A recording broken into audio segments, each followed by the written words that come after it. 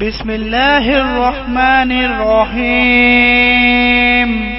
شروع اللہ کا نام لے کر جو بڑا مہربان نہایت رحم والا ہے۔ الف لام میم، یہ حکمت کی بھری ہوئی کتاب کی آیتیں ہیں، نیکوکاروں کے لیے ہدایت اور رحمت، وہ جو نماز کی پابندی کرتے اور زکوٰۃ دیتے ہیں، اور وہی ہیں جو آخرت کا یقین رکھتے ہیں، یہی اپنے پروردگار کی طرف سے ہدایت پر ہیں اور یہی کامیاب ہیں۔ اور لوگوں میں بعض ایسا ہے جو بےہودہ حکایتیں خریدتا ہے تاکہ لوگوں کو بے سمجھے اللہ کے رستے سے گمراہ کرے اور اس سے ہنسی کرے۔ یہی لوگ ہیں جن کو ذلیل کرنے والا عذاب ہوگا، اور جب اس کو ہماری آیتیں سنائی جاتی ہیں تو اکڑ کر منہ پھیر لیتا ہے، گویا ان کو سنا ہی نہیں، جیسے اس کے کانوں میں ثقل ہے۔ تو اس کو درد دینے والے عذاب کی خوشخبری سنا دو۔ جو لوگ ایمان لائے اور نیک کام کرتے رہے ان کے لیے نعمت کے باغ ہیں، ہمیشہ ان میں رہیں گے۔ اللہ کا وعدہ سچا ہے اور وہ غالب ہے، حکمت والا ہے۔ اسی نے آسمانوں کو ستونوں کے بغیر پیدا کیا جیسا کہ تم دیکھتے ہو، اور زمین میں پہاڑ بنا کر رکھ دیے تاکہ وہ تم کو لے کر ڈولنے نہ لگے، اور اس میں ہر طرح کے جانور پھیلا دیے۔ اور ہم ہی نے آسمان سے پانی نازل کیا، پھر اس میں ہر قسم کی نفیس چیزیں اگائیں۔ یہ تو اللہ کی تخلیق ہے۔ اب مجھے دکھاؤ کہ اللہ کے سوا جو ہستیاں ہیں انہوں نے کیا پیدا کیا ہے۔ حقیقت یہ ہے کہ یہ ظالم کھلی گمراہی میں ہیں۔ اور ہم نے لقمان کو دانائی بخشی کہ اللہ کا شکر کرو، اور جو شخص شکر کرتا ہے تو اپنے ہی فائدے کے لیے شکر کرتا ہے، اور جو ناشکری کرتا ہے تو اللہ بھی بے نیاز ہے، لائق حمد و ثنا ہے۔ اور اس وقت کو یاد کرو جب لقمان نے اپنے بیٹے کو نصیحت کرتے ہوئے کہا کہ بیٹا، اللہ کے ساتھ شرک نہ کرنا، شرک تو بڑا بھاری ظلم ہے۔ اور ہم نے انسان کو جسے اس کی ماں تکلیف پر تکلیف سہ کر پیٹ میں اٹھائے رکھتی ہے، پھر اس کو دودھ پلاتی ہے، اور آخر کار 2 برس میں اس کا دودھ چھڑانا ہوتا ہے، میں نے تاکید کی ہے کہ میرا بھی شکر کرتا رہے اور اپنے ماں باپ کا بھی، کہ تم کو میری ہی طرف لوٹ کر آنا ہے۔ اور اگر وہ دونوں تجھ پر زور ڈالیں کہ تو میرے ساتھ کسی ایسی چیز کو شریک کرے جس کا تجھے کچھ بھی علم نہیں، تو ان کا کہا نہ ماننا۔ ہاں، دنیا کے کاموں میں ان کا اچھی طرح ساتھ دینا، اور جو شخص میری طرف رجوع لائے اس کے راستے پر چلنا۔ پھر تم کو میری طرف لوٹ کر آنا ہے تو جو کام تم کرتے رہے ہو سب سے تم کو آگاہ کر دوں گا۔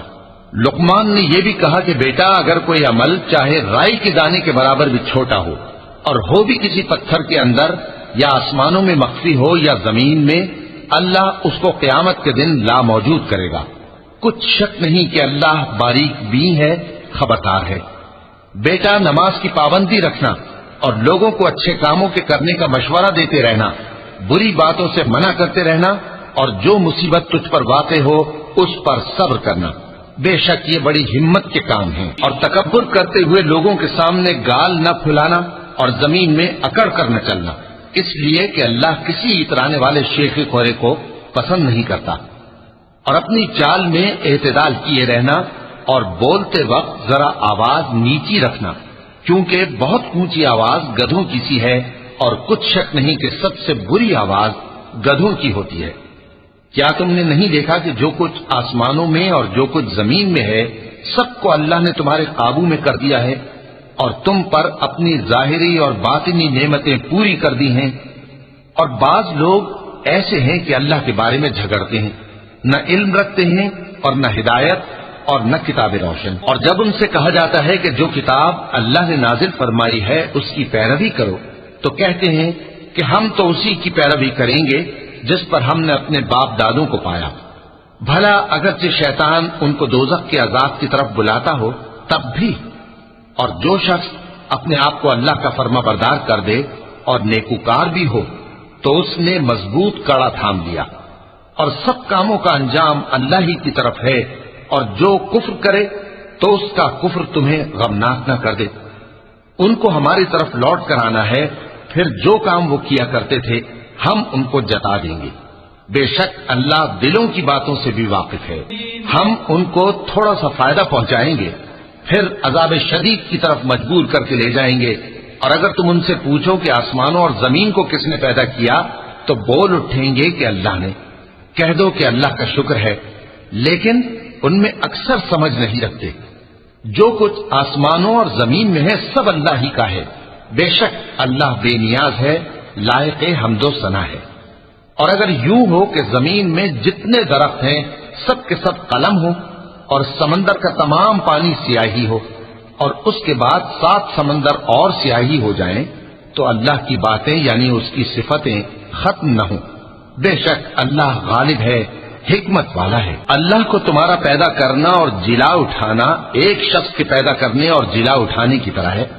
بے شک اللہ سننے والا ہے، دیکھنے والا ہے۔ کیا تم نے نہیں دیکھا کہ اللہ ہی رات کو دن میں داخل کرتا ہے اور دن کو رات میں داخل کرتا ہے، اور اسی نے سورج اور چاند کو کام میں لگا رکھا ہے، ہر ایک وقت مقرر تک چل رہا ہے، اور یہ کہ اللہ تمہارے سب اعمال سے خبردار ہے۔ یہ اس لیے کہ اللہ کی ذات ہی برحق ہے، اور جس کو یہ لوگ اللہ کے سوا پکارتے ہیں وہ سب باطل ہے، اور یہ کہ اللہ ہی عالی رتبہ ہے، گرامی قدر ہے۔ کیا تم نے نہیں دیکھا کہ اللہ ہی کی مہربانی سے کشتیاں سمندر میں چلتی ہیں تاکہ وہ تم کو اپنی کچھ نشانیاں دکھائے؟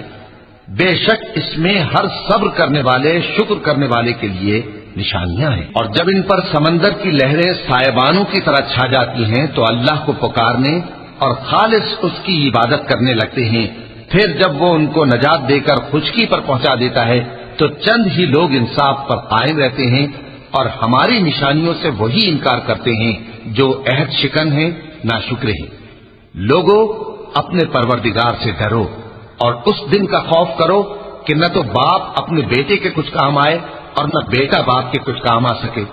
بے شک اللہ کا وعدہ سچا ہے، پس دنیا کی زندگی تم کو دھوکے میں نہ ڈال دے، اور نہ وہ بڑا فریب دینے والا شیطان تمہیں اللہ کے بارے میں کسی طرح کا فریب دے۔